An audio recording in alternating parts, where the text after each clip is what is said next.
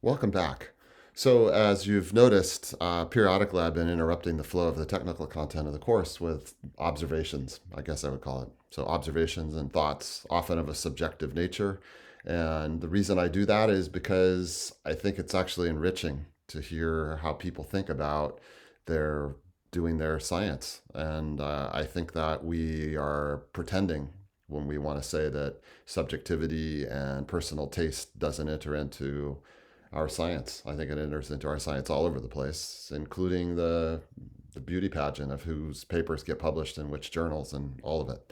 So, at any rate, the point of this particular vignette is to try to really channel my book co-authors, Christina Hishen and Julie Theriault, who were really insistent that we do what they called close the loop. And what I guess we mean by that is there's a certain tendency, I'll be a little rude about it, to say that, we do a calculation and at the end we get a neat result, and then in some sort of a smug and self-satisfied way say, oh, look, isn't that cool? We got this result. But that really fails to make contact with the biology. And so I think that the push that they were really inclined towards was to say, closing the loop means that fine, you do a really interesting or neat model and maybe it makes some polarizing predictions. But then we have to go back to the biology, either by saying, here's the contact with the experiment, or here's the experiment that needs to be done, or here's the experiment that I think should be designed, and these are the knobs that would be controlled, and so on. So that's the essence of this. And what I want to do is I want to talk about the theory experiment dialogue, which to me is one of the most important messages of this whole course. Indeed, is one of the most important messages, in my opinion, again, subjective, but in my opinion, about the future of biology. And I have to say that the role of theory thus far has, in my opinion, been underrated, and I think to the detriment of both biology and physics. Let's say, both of them I think can be enriched by strengthening that. So the plan here is this is mainly just for kicks, to show this map. We're going to kind of take a random walk through various examples of the theory experiment dialogue and closing the loop. And the point of this is primarily to emphasize that to avoid that smug sense that we did these cool calculations and that was enough. So I need to start actually by talking about what I often refer to as the figure 7, figure 1 dichotomy. And what I have in mind here, the reason I call it figure 7 theory is that often in some sort of really interesting biological study, at the end of the paper, there will be a model that is proposed. Sometimes model is used casually and means a cartoon. Sometimes it actually just means we think that such and such happens, and that's fine. It's a hypothesis or something like that.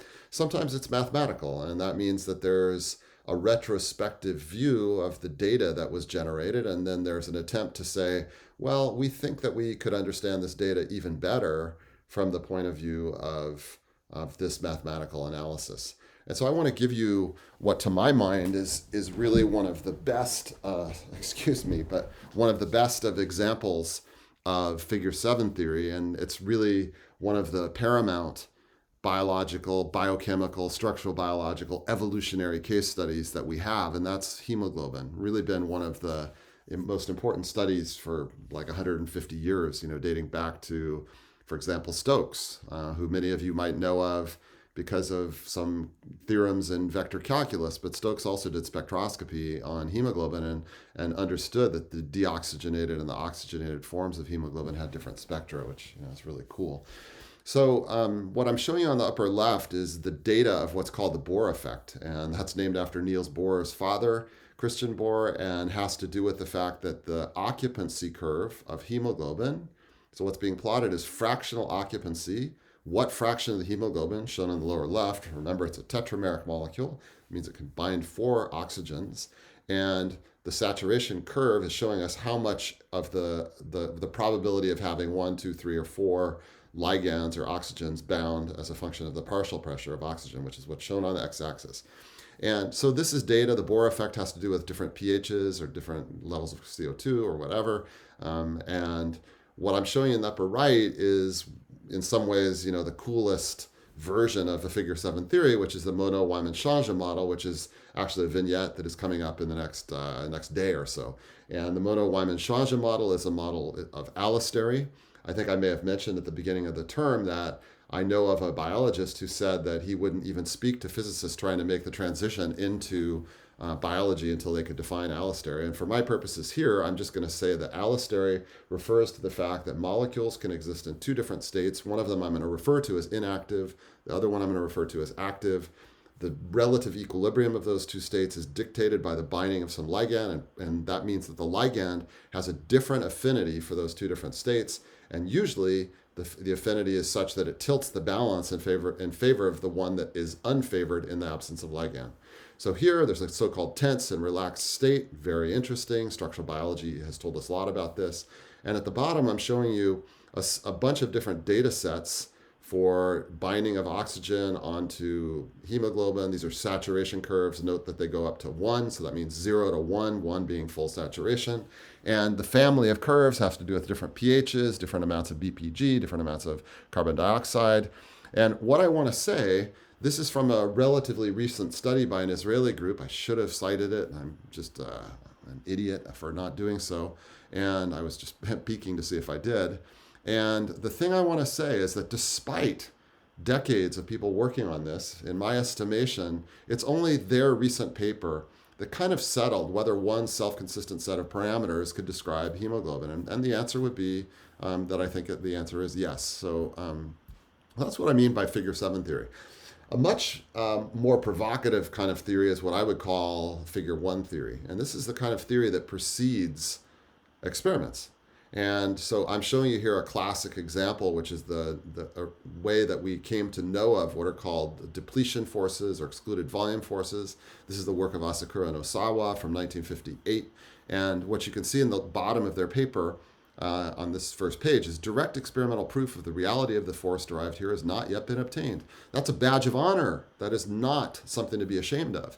And it took something like, maybe 30 years to actually, 30 or 40 years to really definitively nail this. But, now it's a key part of the way that we think about the interactions between the macromolecules of the cell. And, I will talk about this in coming vignettes. It's a reflection of what I would call an entropic force, which is to say that the entropy can be increased by squishing together, for example, the two rod-like molecules you should see at the bottom left. By pushing them together, that gives more room for the yellow ones to jiggle around. Similarly, for the left-hand case, there's some large molecule. It gets pushed towards the surface by virtue of this entropic force, thus giving more room for the yellow molecules to jiggle around and do their thermal motion.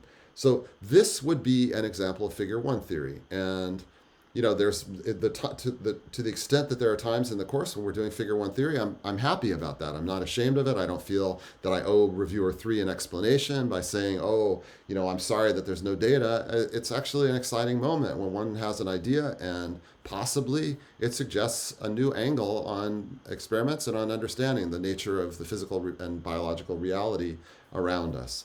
So that's just by way of backdrop to the theory experiment dialogue. Now I just want to point out that over the last weeks, we've looked at a number of different case studies. And the point of this little tour is just to remind us that we did some theoretical musings and that there was an opportunity for making contact, for closing the loop, to use those words, back to the biology, where in this case, there was this really wonderful example of nucleolar size. This was actually a warning shot across the bow for the more general fact that organelle sizes scale with cell size in all sorts of interesting ways, whether we're talking about the spindle for cell division, we're talking about the mitochondria, whether we're talking about the nucleus. All of these examples show interesting scaling with cell size.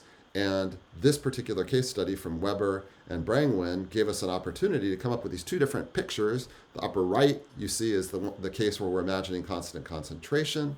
And on the lower left, the scaling is different in the case where there's a constant number of nucleolar proteins, which they did by using an RNAi, which changed the size of the confining volume, but kept the number of molecules fixed. So that was one of our examples. The next example that I wanted to remind you of, where there was definitely a closure on the biology, was the various models for control of cell size. We thought about it in the context of bacteria and yeast, but these are questions that are much broader.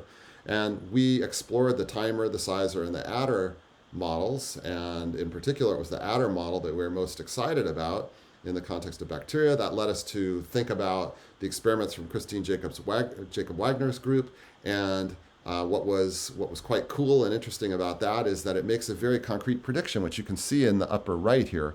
And that concrete prediction is that it doesn't matter what the size at birth is.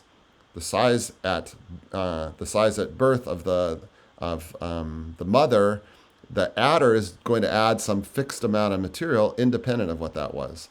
And we talked about the data. As I said, there was this really nice paper from the Jacobs-Wagner group, and I just wanted to give you an indication of also the way that their study was made by using this basically sort of a generalized what's called a mother machine that allowed them to keep track of cell size over many, many, many generations. I just think, people are so clever.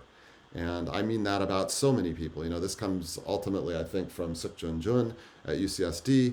And, people find ways to use these kinds of technologies. I'm thinking about some really beautiful work done by Natalie Balaban, where they were looking at antibiotic resistance, or not so much resistance as persistence in the presence of antibiotics. And they use this kind of long-term microscopy experiments, also done to great advantage in the Elowitz group. And I could go on, but just to say, and as I've mentioned before, I want to celebrate the incredible achievements of biologists and physicists and mathematicians and computer scientists and chemists and whoever alike. And this is a really beautiful study, in my opinion. Next, we talk about the work of Dave Savage when he was a postdoc in the group of Pam Silver.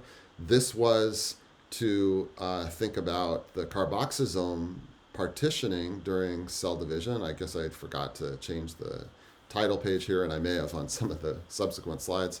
And at any rate, here, again, closing the loop, we had a null hypothesis. The null hypothesis was that the carboxyzones would be partitioned by coin flips.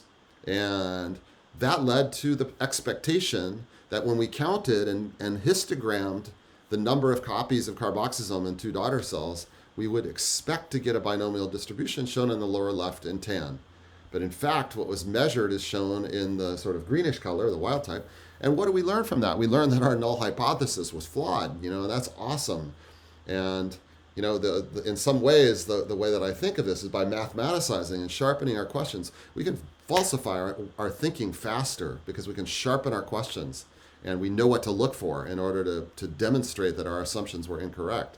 And even more compelling, I think, in this case was that by knowing what the molecule was that does this sort of equal partitioning and breaking it, then it became binomial. Again, another really cool idea. So after that, we talked about the Poisson distribution. And on the left, on that side is, I'm showing you how we reasoned about it theoretically. We didn't assume the Poisson, we derived it on the basis of a very simple model of the kinetics. So we had this notion of detailed balance, which was, here I'm showing you the interface between the histogram with one mRNA per cell and the histogram with two per cell. And in steady state, the flux between those two histograms has to be equal. The flux to the right is given by synthesis of mRNA from the one mRNA state, and the flux to the left is due to mRNA degradation from the two state to the one state. So that led us to this prediction. And the prediction was that there would be a Poisson distribution with mean R over gamma, where R is the transcription rate, gamma is the degradation rate. I noted that the Poisson distribution is a one parameter family. Once we decide we're going to see if we can fit to that, we only have one opportunity, which is we find the average of the data, and that's it. And that's what's shown on the right. So just as a reminder, closing the loop. The experiments that were done here were done using fish, single molecule fish, where one is using a microscope basically to count labeled mRNA molecules. I didn't really focus and emphasize the nuance of doing these counts, and people like Arjun Raj and let's see, maybe Singer's group and others were really exquisitely careful in the early days of developing these technologies. And again, I tip my hat to that kind of beautiful work. It's just a privilege to be a member or an observer of the community. So after we did that case, We talked about diffusion, and there I didn't exactly close the loop quite as much as I wanted to. And I just want to remind you that we looked at diffusion using three different theoretical methodologies. We thought of it as coin flips. We thought of it from the point of view of chemical master equation, which is what I show here, and also from a deterministic diffusion equation, continuum theory protocol perspective. And what's cool about this is that it predicts a mean squared displacement, which is linear in time, or said differently, that the width of the distribution scales like the square root of the time. And on the right, I show you a beautiful experiment from Joe Howard, and I think the first author is Helenius, Helenius. And what they did is they labeled their microtubules in green, as you see on part B, and they labeled a particular motor, which is called MCAC, which had GFP on it. And then what they did is they measured the position as a function of time for a bunch of such molecules, and then they plotted the mean squared displacement as a function of the time interval, closing the loop. What do I mean by that? I mean that we reasoned about this problem. Our reasoning led us to a notion of what we would expect about mean square displacement, and these kinds of experiments actually are consistent with that kind of thinking. It's a subtle topic. There's more to be said. People have found superdiffusion and so on. For the moment, I'm just saying, I'm reminding you that we did a theoretical analysis. That theoretical analysis gave us some polarizing predictions, some expectations. Those expectations are met, at least in this case, by these experiments. We also talked about the mutual repression switch, and that was an opportunity to sort of merge our thinking on binding with our thinking on dynamical systems. We wrote down the coupled differential equations for these two coupled genes. As shown in the lower left, our theoretical analysis led us to the inference that there would be three fixed points. And you'll recall we examined the stability of these fixed points and so on. And what's shown on the right is the work of Collins and company from early 2000s in their Nature paper, where they constructed this mutual repression switch. Very beautiful, very interesting. One of the shortcomings of the theoretical analysis that I talked about is that it does not exhibit the hysteresis that you see in this figure. You go up the curve in one way and you come back in a different way. There's sort of a memory or a history. And that's very, very important and interesting.